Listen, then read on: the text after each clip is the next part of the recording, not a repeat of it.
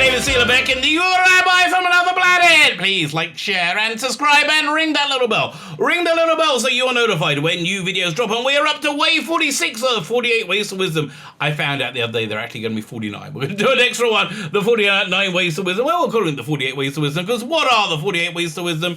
They are 48 ways to make you awesome, and they are. They're 48 attitudes to life to make you awesome. They are. Some of them are easier if you believe in God.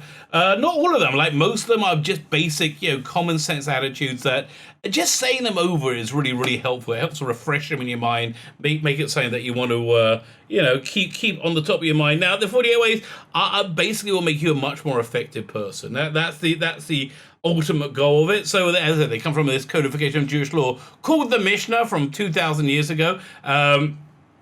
And they're all like these teeny tiny one-word things. They are massively expanded on by Rabbi Noah Weinberg, of blessed memory. He died about 15 years ago. My rabbi, the reason I'm religious is because of Rabbi Weinberg.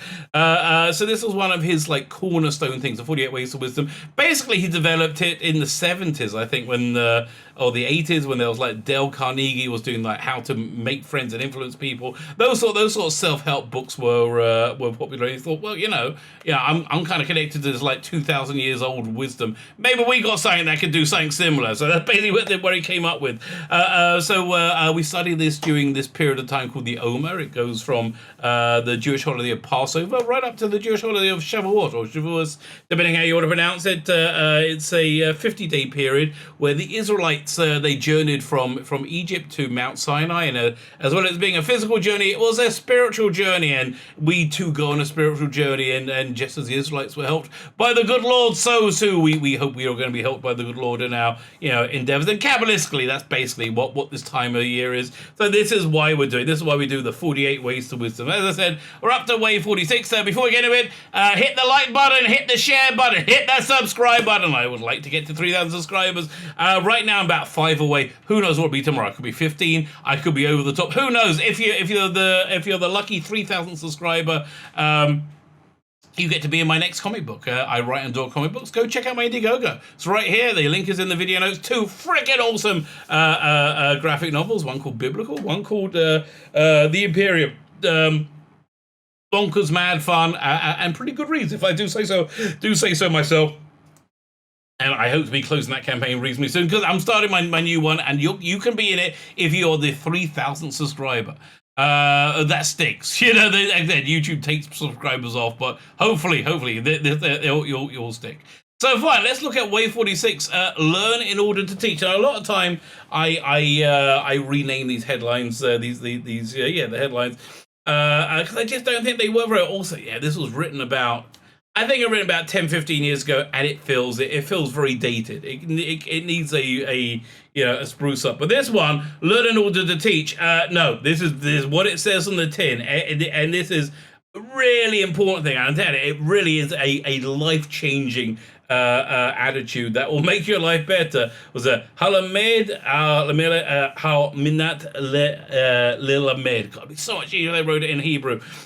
So what? Why teach? Okay, why? Listen, they say those who can do, those who can't do teach, and those who can't teach gym, and those who can't teach gym, they were assigned to my school. Okay, so that's what happened. Yeah, but what's the big deal about teaching? Teaching is a way of synthesizing everything you know and connecting to other people in a very, very, very profound way. So it has a lot of benefits to it. And if you study something, if you learn something in order to teach it, it makes the studying of it in of itself easier and more meritorious. Because if you're learning it to teach it, you have a specific goal in mind which pushes you forward, right? Which is like the thing that you want to do. It's like the engine that keeps moving you.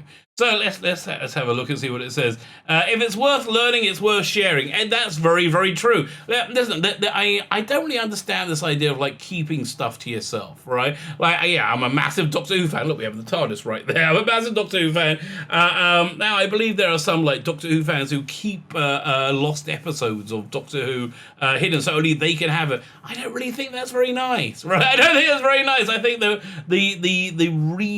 reason to have knowledge, have wisdom, is to give it to other people. Is to lift up other people with it, because when you lift up other people, you lift up yourself. So if it's worth learning, it's worth sharing. I do agree with that. Create opportunities to teach. This is a great thing. Now, don't be too heavy-handed with this, right? Don't be like too obvious. Try and integrate it into your regular life. Like, for example, what I'm doing right here. I'm a YouTuber, right? I know it's the Omer. The Omer is a time when it's good to study the 48 ways. I haven't done it for years. I haven't looked over it for years. I think it's good. But what better way to study it than to teach it over? That way you get to really know it. Plus, I get to connect with you. Plus, if any of you do any of this stuff, it makes your life better. So I feel good about myself.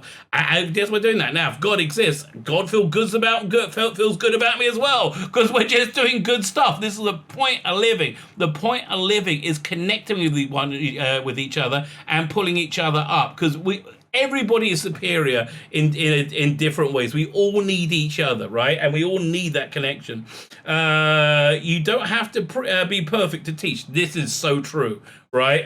There's the rabbinic ceremony that Rabbi Noach Weinberg made. It was called Asia Torah. It's actually the second one. He did another one called Awesome Air until they kicked him out, right? But the idea was, and this was revolutionary in the 70s and 80s when he did it, was to create a space for people without religious backgrounds to learn about their heritage, to learn about Judaism, right? And the idea was revolutionary at the time, because it just wasn't done. It wasn't done at all. He created this thing. I think also the Lubavitch Rabbi was very big into this. Created something called the Kiruv movement, which is making lots and lots of people who aren't religious. They're bringing them back to religion, right? This is specifically for Jews. Jews don't proselytize to other people. Basically, keep your own problems. Ours are enough for us. You can live without them. Yeah, you don't have to be Jewish. Is the famous expression. But anyway, people would often say to us, like, because Rav Noach's one big thing was learn in order to teach, and he would have us go out and teach people, right? He would have us go out and engage with people and talk to them about the stuff that we've learned, right? Because that's the way to learn something. So the people who were brought up religious, they would kind of look down on us like, who are you? Don't know anything. You don't know anything, right? What on earth are you doing trying to teach people about Torah, which you don't know anything about? And our answer is, yeah, you're right. We don't know anything about it. You're right. You should be bloody doing it. You should be doing it, but you're not. You're not. So it's falling to us. So the exact same thing. Don't think that you don't have anything to give. Don't think that you are not you're not accomplished enough. 1 gram of knowledge is enough. That's all you need to have to be able to go and lift somebody up by teaching it over.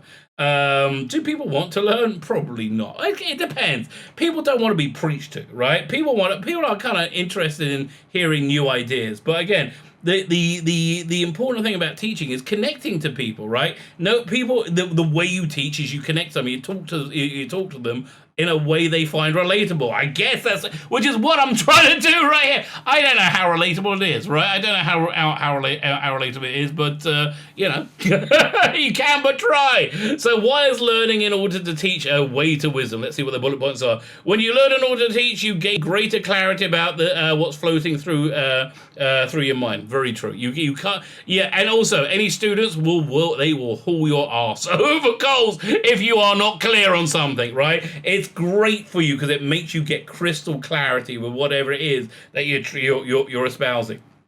And also, that's good because if you have anything you don't understand, you don't know that you didn't understand it, then it's good to think about that, and that's one of the 48 ways to mull it through. Something is worth learning is worth sharing. We said it already, but I still agree with it. Make sure you learn something new every day. If you haven't learned, you haven't grown. That sounds a bit like preachy, but it's good advice, right? It is good advice. Here's other good advice. You can learn from everybody. There's nobody you can't learn from. Just be open to learn from everybody. Everyone else can say, how can I teach what I learned today? Again, no, I don't do that. Again, that sounds a bit on the nose for me. But listen, you get the idea. Learn in order to teach. It helps you connect with people. It helps you understand the stuff that you want to understand. Join me tomorrow. We've only got, 2 or 3 left of the 48 Ways to Wisdom as we plow through, so we get to the holy day of Shavuot, commemorating the revelation of the good Lord at Mount Sinai. Have yourselves a frickin' awesome day.